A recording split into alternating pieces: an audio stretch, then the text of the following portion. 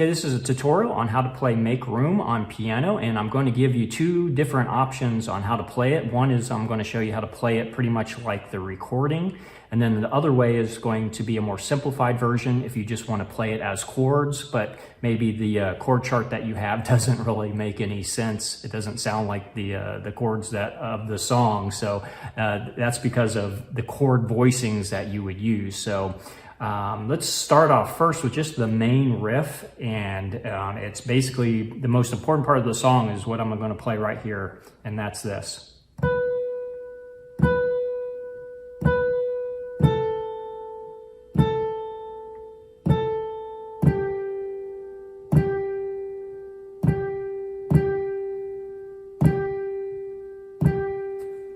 That's the whole part right there. And those three notes that I played there in that rhythmic pattern is what makes the bulk of that song. And also the thing about this song too is it's either a 4-bar repeating pattern or it's an 8-bar repeating pattern, depending on how you want to look at the tempo. For example, on the chord chart, it's going to tell you 62 tempo, at least it does on the one that I have from Planning Center. It says 62 beats per minute. So based on that, it would be 1 and 2, 3 and, oh, I got it wrong, sorry. 1 and 2 and 3 and 4 and 1 and 2 and 3 and 4 and 1 and 2 and 3 and 4 and 1 and 2 and 3 and 4 and. However, I prefer it if you were to double that tempo, 62, and let's make it 124, and do it at this tempo. 1, 2, 3, 4, 3. 1, 2, 3, 4, 1, 2, 3, 4, 1, 2, 3, 4, 1, 2, 3, 4, 1, 2, 3, 4, 1, 2, 3, 4, 1, 2, 3, 4, 1, 2, 3, 4. So you can view it either way, so don't let that confuse you if you see a tempo that's either twice as fast or twice as slow as what you were expecting to see for it. It's just basically how you're counting it. Either you're counting at 1 and 2 and 3 and 4 and, or you're counting at 1, 2, 3, 4, 1, 2, 3, 4, 1, 2, 3, 4, 1, 2, 3, 4. So that's the first thing to know about the song. Don't let that throw you. So if we know that those are the main three notes of the song, you can combine that with the bass. And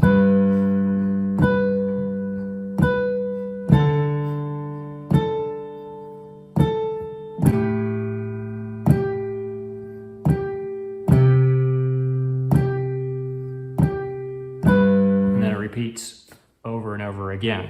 And that's the main notes, but there's more notes to it than that. So I'm going to show you. And also don't be the person that plays the whole octaves in your left hand. Just keep it right here. That way you don't even have to move your hand. Those are the 4-note bass notes. Don't even have to move your hand.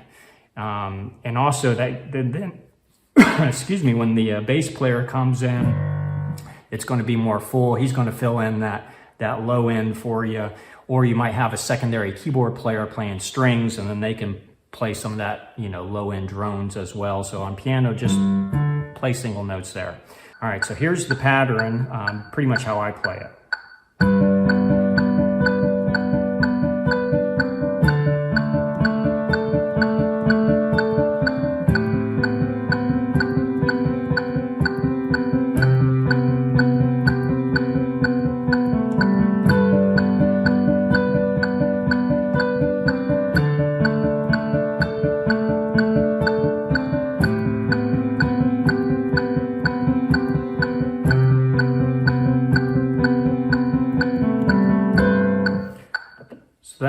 That's basically it right there. And the main thing is just to kind of break it down into chunks. Again, you've got that rhythmic pattern. 1, 2, 3, 4, 1, 2, 3, 4, 1, 2, 3, 4, 1, 2, 3, 4.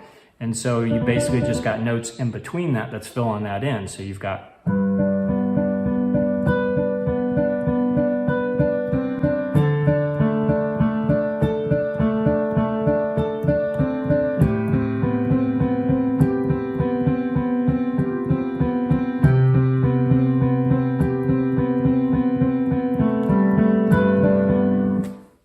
That's basically it. So you just think of it as, so, and then the next time,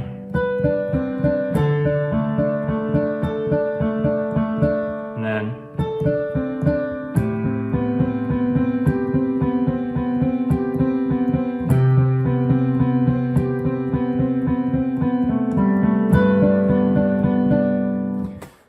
so you just think 2 times through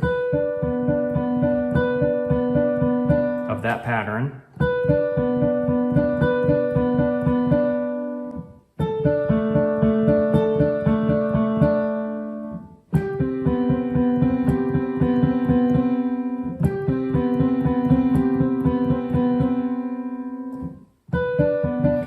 Think of it that way, and then fill it in with what changes in between.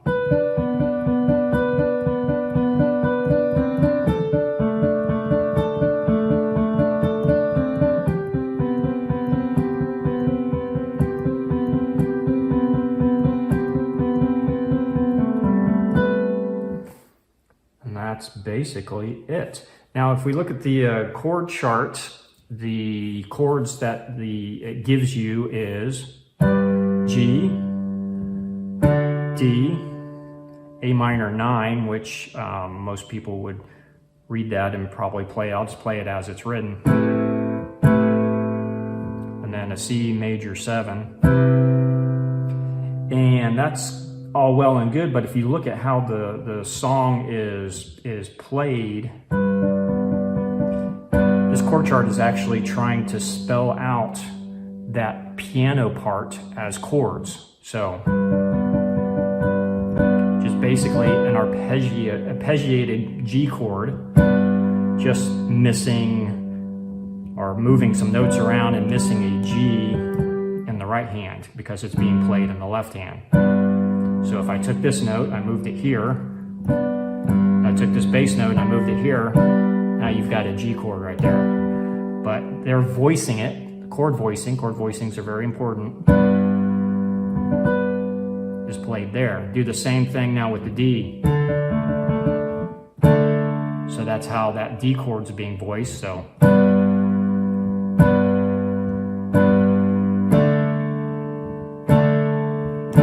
now when we get to that A minor 9, if we played the part like I just showed you,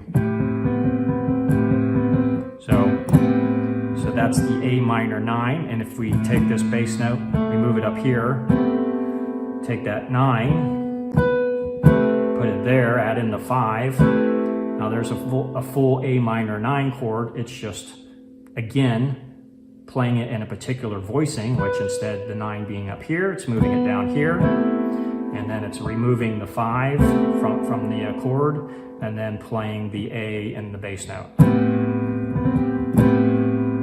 Then if we look at the C major 7,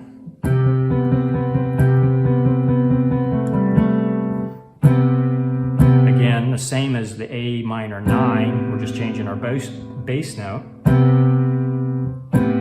And then we can also do transition chords if we want to do that too. So if we just play just those 4 chords as I showed you,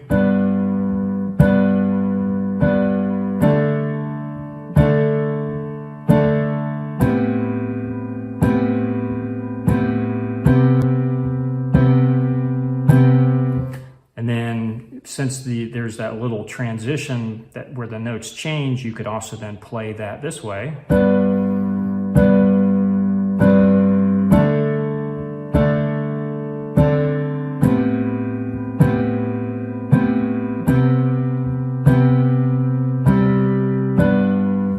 You do it that way, or you could keep it simple and not do those transition chords and even vary the last chord a little bit and do.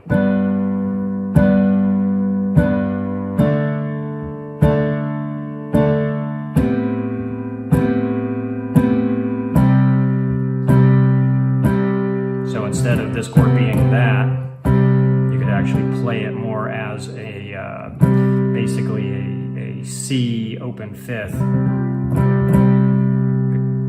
Kind of keep it simple there. instead of having the 7 there. So some different approaches you can take, and that might be nice if you're playing the piano part. Then you might have a string player that's just doing, you know, the holding out the chords like that.